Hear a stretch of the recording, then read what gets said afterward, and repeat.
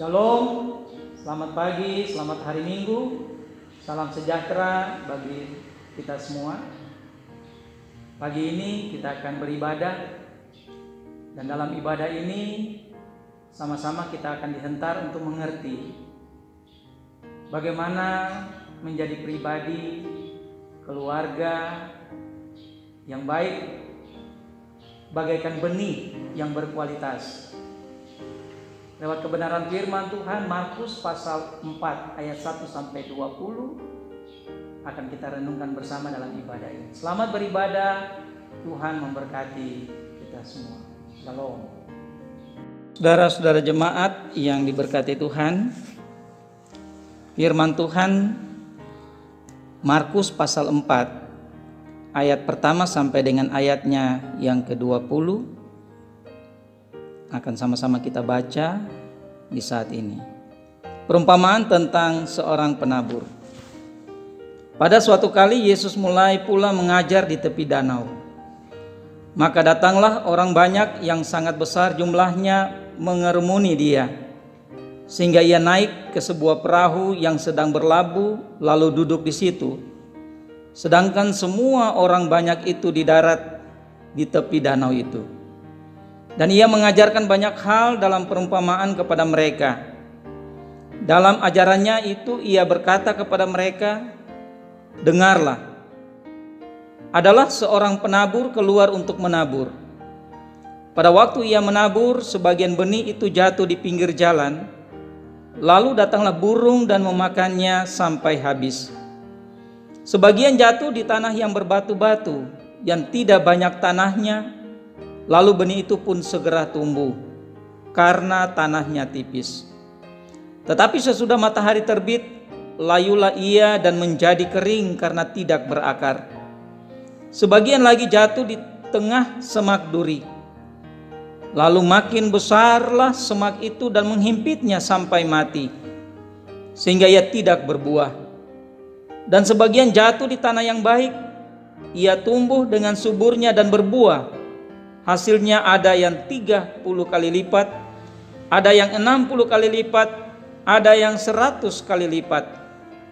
Dan katanya, "Siapa mempunyai telinga untuk mendengar, hendaklah ia mendengar."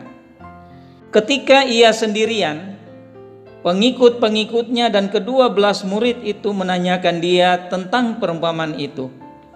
Jawabnya, "Kepadamu telah diberikan rahasia kerajaan Allah, tetapi kepada orang-orang luar segala sesuatu disampaikan dalam perumpamaan, supaya sekalipun melihat mereka tidak menanggap, sekalipun mendengar mereka tidak mengerti, supaya mereka jangan berbalik dan mendapat ampun." Lalu ia berkata kepada mereka, "Tidakkah kamu mengerti perumpamaan ini? Kalau demikian, bagaimana kamu dapat memahami semua perumpamaan yang lain?" Penabur itu menaburkan firman. Orang-orang yang di pinggir jalan tempat firman itu ditaburkan, ialah mereka yang mendengar firman, lalu datanglah iblis dan mengambil firman yang baru ditaburkan di dalam mereka.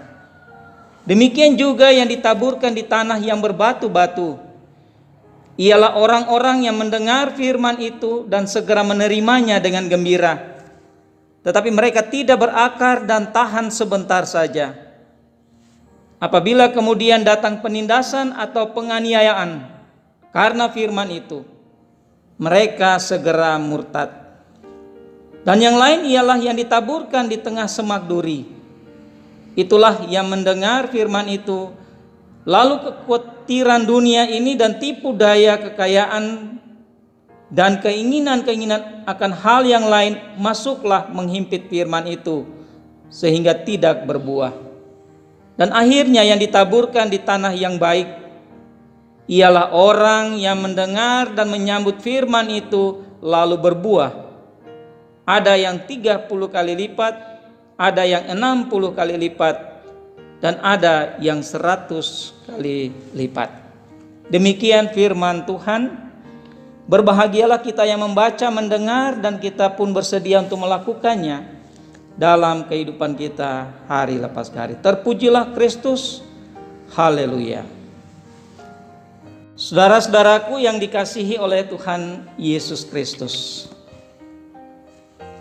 dalam kitab Injil-Injil kita dapat menemukan begitu banyak pengajaran yang disampaikan oleh Yesus dalam bentuk perumpamaan. Mengapa Yesus mengajar dengan menggunakan perumpamaan? Perumpamaan dapat dilihat sebagai sebuah metode pendekatan belajar yang sangat sederhana sekali, yang digunakan oleh Yesus dalam menyampaikan pengajaran kepada para pengikutnya. Sebab melalui pendekatan belajar ini, Yesus menjelaskan hal-hal mengenai kerajaan Allah itu, seumpama pula hal-hal sederhana yang selalu dijumpai oleh mereka, khusus bagi para pengikut dalam kehidupan sehari-hari. Dan yang diharapkan oleh Yesus ialah bahwa para pengikutnya lebih mudah dalam memahami isi pesan firman yang disampaikan. Bahkan juga mereka mampu untuk menerjemahkannya di dalam hidup nyatanya. Salah satu perumpamaan adalah sebagaimana dengan bacaan kita pada pagi ini, yaitu Markus pasal 4 ayat 1 sampai dengan ayatnya yang ke-20, yang mengisahkan juga tentang perumpamaan tentang penabur. Saudara-saudaraku, hal menabur dan menuai adalah istilah-istilah dalam dunia pertanian. Yang tentu di sana ada benih, ada juga tanah, tetapi juga ada pekerjanya, yaitu penabur. Ketika suatu benih ditabur pada tanah yang tepat, maka sudahlah tentu benih itu akan tumbuh dengan baik, sehat, yang pada akhirnya ia akan menghasilkan pula buah-buah yang baik. Akan tetapi sebaliknya, jika benih itu ditabur pada tanah yang kurang baik, tanah yang tidak tepat, maka sudah tentu akan berdampak bagi proses pertumbuhannya.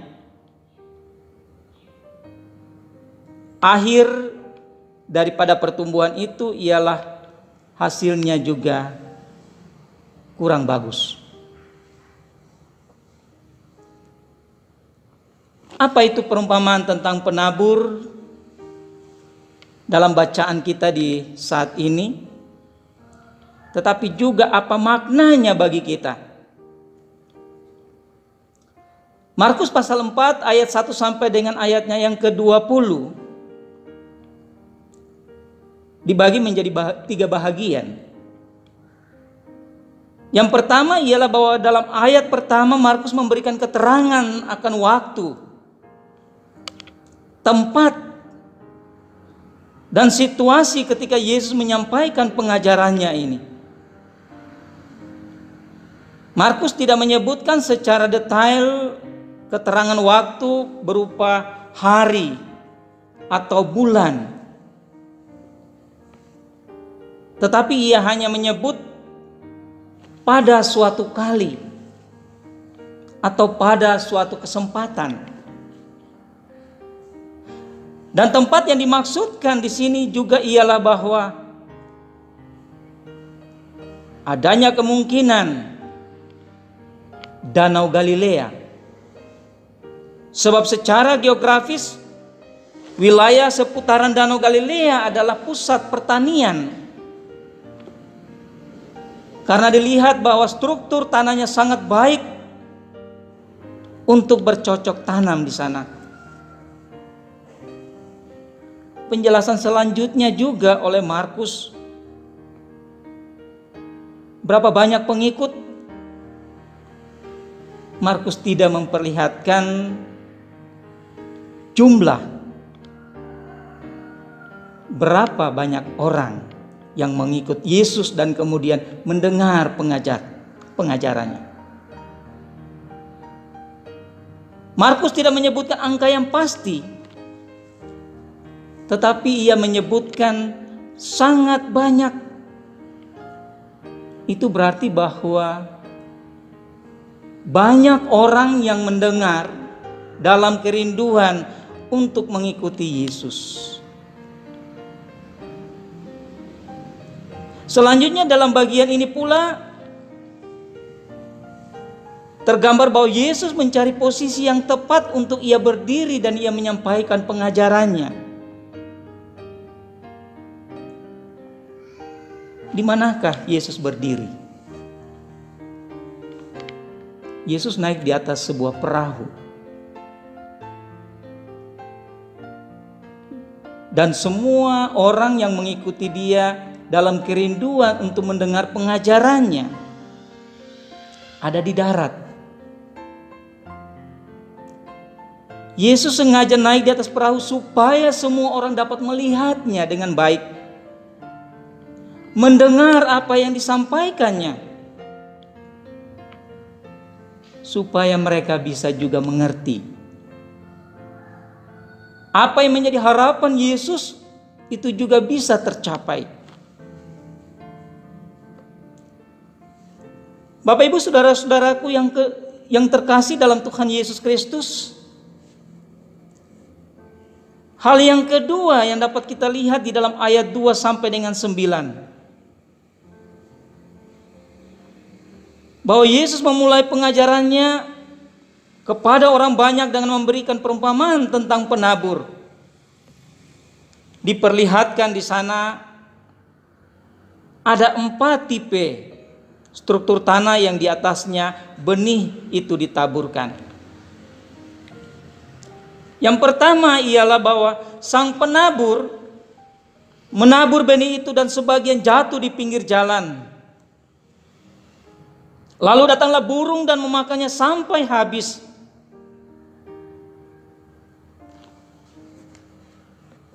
Kita sama tahu Bapak Ibu saudara-saudaraku,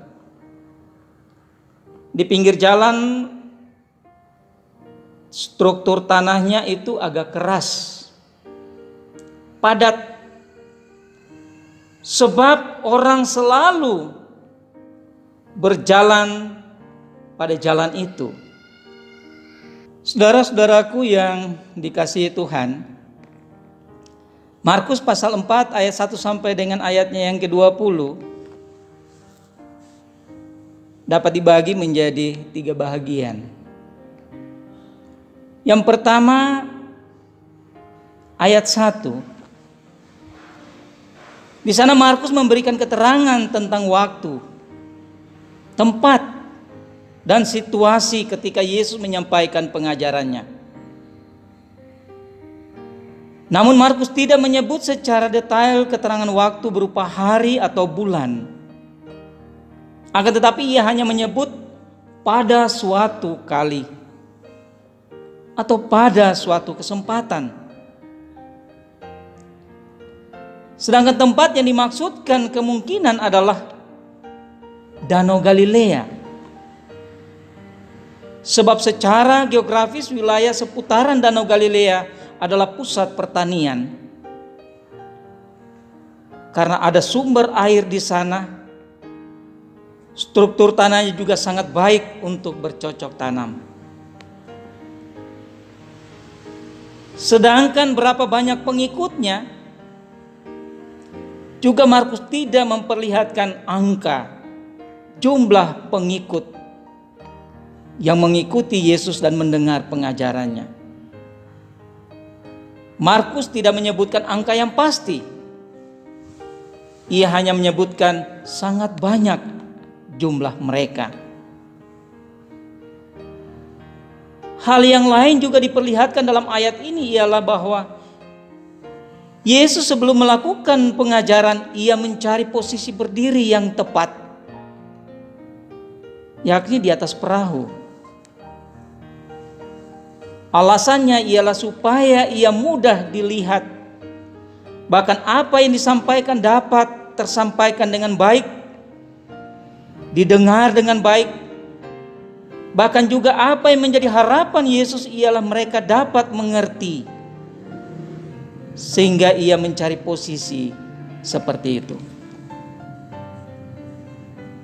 Boleh dikatakan bahwa perahu itu menjadi mimbar pemberitaan, pengajaran yang disampaikan saat itu.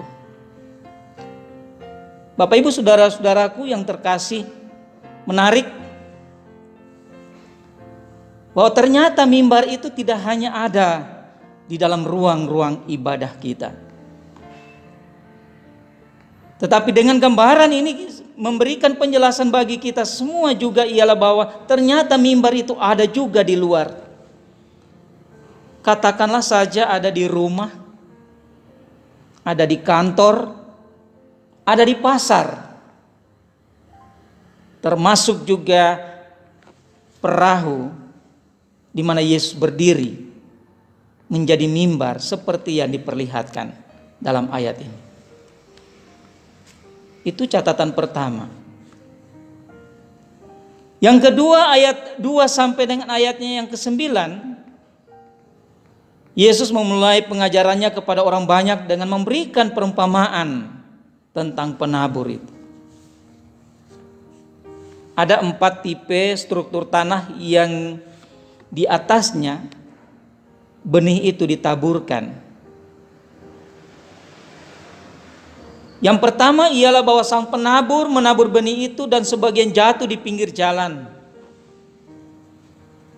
Lalu datanglah burung dan memakannya sampai habis.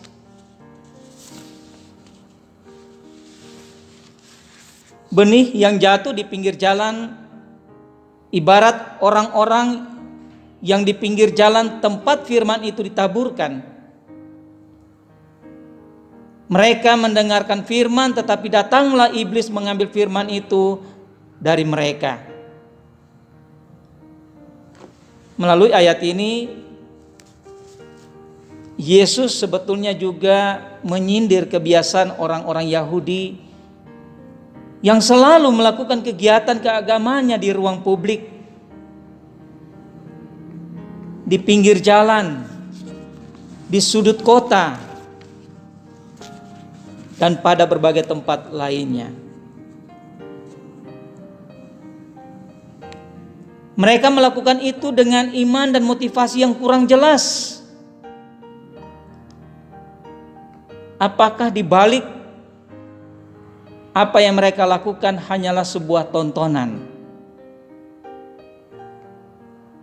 Oleh sebab itu, yang mau dijelaskan di sini ialah bahwa sesungguhnya firman itu tidak bisa bertahan lama dalam diri mereka.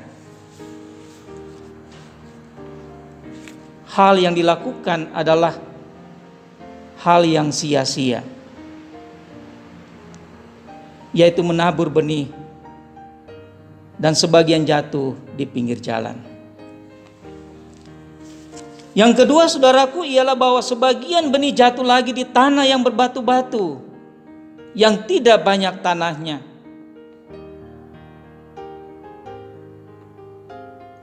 Karena ada tanah, tentu benih itu akan tumbuh. Tetapi sesungguhnya akan tidak bertahan lama.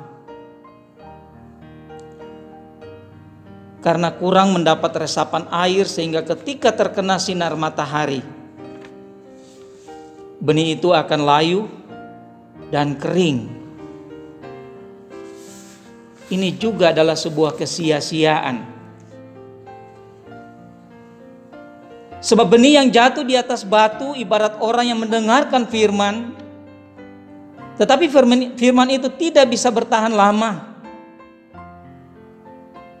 Sebab imannya lemah, pendiriannya goyah, dan orang tipe ini ketika diperhadapkan dengan penderitaan dan pencobaan, sesungguhnya hidupnya akan rapuh, terombang-ambing, hilang harapan, putus asa, dan sebagainya. Itulah tipe kedua yang menggambarkan benih yang jatuh di tanah yang berbatu-batu. Hal yang ketiga, saudaraku, benih yang jatuh di semak duri. Benih ini sesungguhnya akan tumbuh. Tetapi ternyata lama-kelamaan ia akan terhimpit dan akhirnya ia pun juga tidak bisa berbuah. Bahkan pada akhirnya ia mati. Ini juga nasibnya sama seperti kedua tipe yang digambarkan di atas. Sia-sia belaka akan menjadi bahagian hidupnya. Benih yang jatuh di semak duri itu ibarat orang yang mendengarkan firman Allah, namun hidupnya terhimpit oleh kekhawatiran, tipu daya, dan segala kehidupan dunia yang selalu menjadi tawaran akan menghantui hidupnya. Sekali lagi, orang-orang tipe ini sulit menghasilkan kebaikan dalam hidupnya. Tidak menentu. Dan yang terakhir, yang keempat, ialah benih yang jatuh di tanah yang baik. Tentu bahwa ia akan tumbuh dengan subur, sehat, dan juga akan berbuah. Bahkan dikatakan di dalam bagian firman ini, benih itu akan menghasilkan 30 kali lipat. Ada yang 60 kali lipat, dan ada juga yang 100 kali lipat. Luar biasa hasilnya. Bahwa sesungguhnya ia bertumbuh di tempat yang subur. Tanah yang menjaminkan masa depan. Tanah yang memberikan hasil yang tidak berhingga. Mungkin saja memberikan hasil lebih dari apa yang dipikirkan, apa yang diharapkan oleh sang penabur.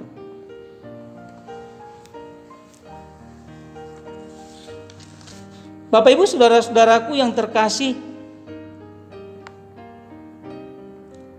ketika Yesus menjelaskan tentang perumpamaan penabur ini, lalu ia melanjutkan dan mengakhirinya dengan mengatakan, siapa mempunyai telinga untuk mendengar, baiklah ia mendengar.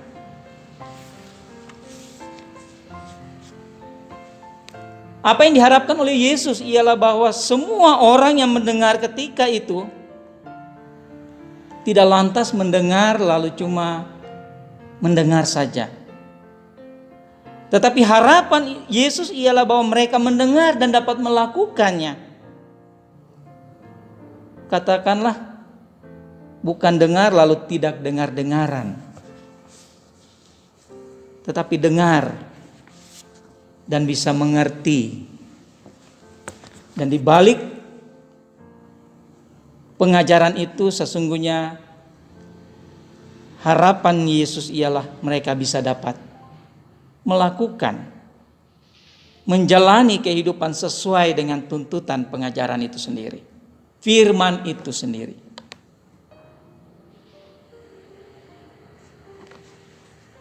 Bapak Ibu saudara-saudaraku yang dikasihi oleh Tuhan Yesus Kristus, kalau dipertanyakan kepada kita semua, apa yang menjadi pilihan kita? Saudara-saudaraku,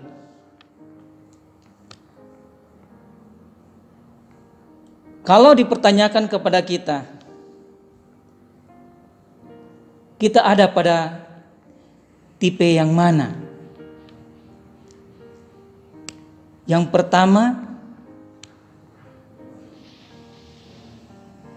kedua, ketiga, atau yang keempat?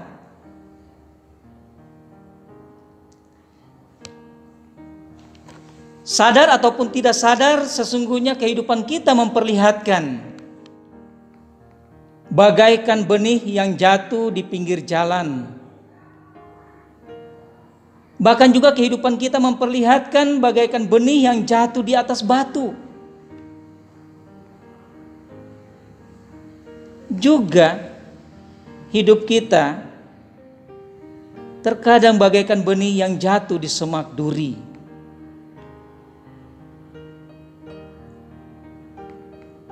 Kita bertumbuh di tempat yang sungguh membuat kita terkadang rapuh, tidak sanggup, takut, dan sebagainya.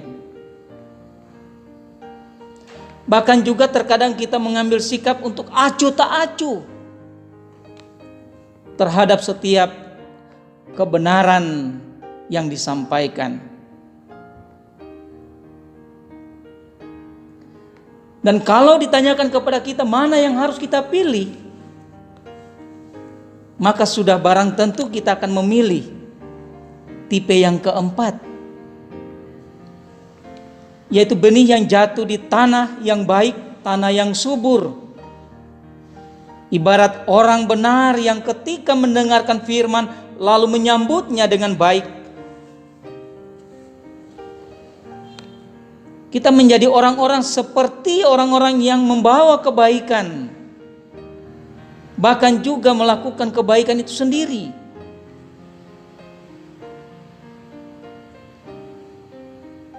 Kita menjadi orang-orang yang tentu menjadi harapan Yesus. Tanah dalam perumpamaan ini sesungguhnya menunjukkan pada hati kita manusia. Hati kita menjadi lahan di mana benih ini ditaburkan, supaya benih ini akan tumbuh dengan baik. Benih ini akan tumbuh subur, dan kemudian juga dia menghasilkan hal-hal yang baik dalam kehidupan kita manusia. Inilah yang kemudian kita dapat memahami rahasia kerajaan Allah itu sendiri. Kita tidak perlu untuk memahami kerajaan Allah yang terlalu sulit. Tetapi ternyata dalam pengajaran Yesus lewat perumpamaan penabur ini menjelaskan sangat sederhana bagi kita bahwa sesungguhnya memahami kerajaan Allah itu dapat kita pahami dalam seluruh konteks kehidupan kita secara nyata. Dunia di mana kita berada, lingkungan di mana kita bergaul, tidak saja dengan sesama tetapi juga dapat kita mengerti dengan seluruh alam ciptaan ini. Dalam konteks bacaan kita ini memperlihatkan penabur itu adalah Yesus sendiri. Dan setiap hati daripada para pendengar, para pengikut ketika itu adalah tanah. Dan benih itu adalah pengajaran firman Tuhan itu.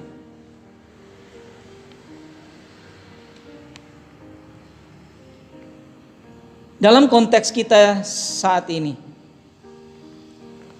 sesungguhnya kita juga memiliki peran tanggung jawab sebagai penabur. Yesus mendelegasikan tugas penabur ini juga untuk saudara dan saya. Tidak saja sebagai pelayan, tetapi semua orang terpanggil juga untuk melaksanakan tanggung jawab ini.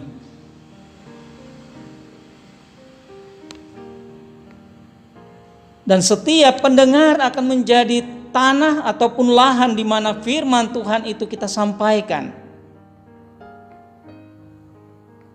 Dan biarlah setiap mereka yang menerima firman itu membuka hati bagi taburan benih firman itu sendiri, supaya dia dapat bertumbuh.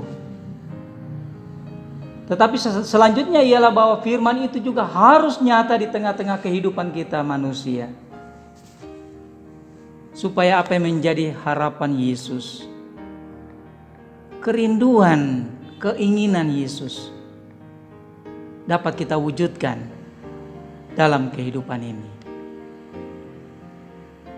Saudara dan saya, kita sebagai penabur, maka sesungguhnya kita akan melakukannya dalam konteks hidup nyata kita, di mana saja kita berada. Sebab tadi saya telah katakan bahwa mimbar itu tidak saja hanya ada di dalam gedung gereja, ruang-ruang peribadahan kita, tetapi ia akan ada juga di tengah-tengah keberadaan hidup nyata kita dengan sesama kita, kehidupan sosial kita. Baiklah, mari kita jalani kehidupan ini. Walaupun kita akan diperhadapkan dengan berbagai realita hidup, tantangan, cobaan yang terus menghantui kita, menghimpit kita. Tetapi karena hati kita memberikan tempat yang sungguh kepada kebenaran firman itu, maka kita akan mampu melewati setiap tantangan itu. Tuhan menolong kita dan memberkati kita untuk menyatakannya. Amin.